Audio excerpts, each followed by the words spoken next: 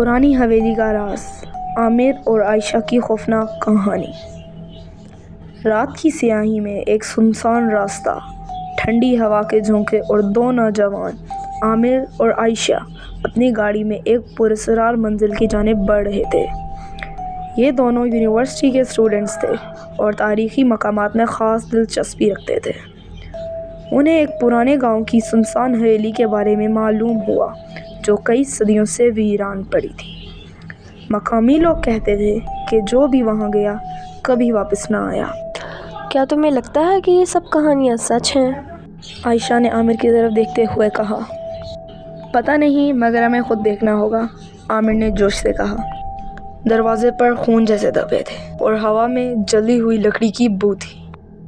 مجھے یہ جگہ کچھ ٹھیک نہیں لگ رہی عامر، عائشہ نے پریشان ہو کر کہا۔ ہم بس اندر دیکھیں گے اور فوراً واپس آ جائیں گے۔ عامر نے دروازہ دھکیل کر کھول دیا۔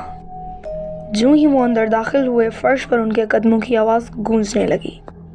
دیواروں پر پرانے خاندانی پورٹریٹس لٹکے تھے، مگر ان میں موجود چہرے دھندلے اور خوفناک لگ رہے تھے۔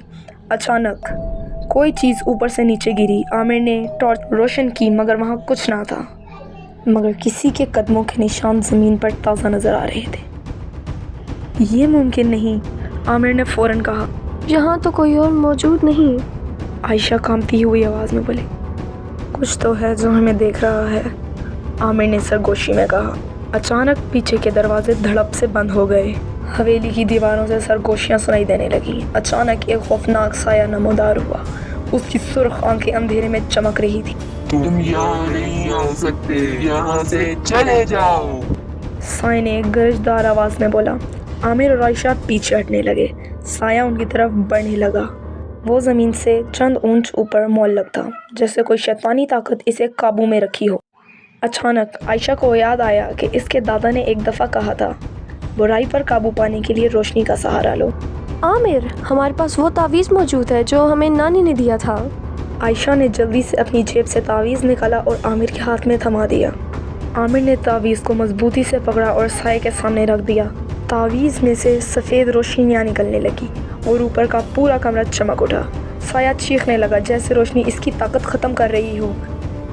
یہ روشنی مجھے نہیں روک سکتی، سایہ دھواں بننے لگا، روشنی پھیلتی گئی اور آخرکار سایہ مکمل طور پر تحلیل ہو گیا۔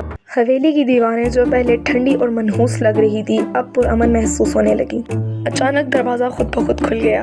عامر اور عائشہ بھاگتے ہوئے باہر نکل گئے۔ جیسے ہی وہ حویلی سے باہر آئے، سورج طلوع ہو رہا تھا۔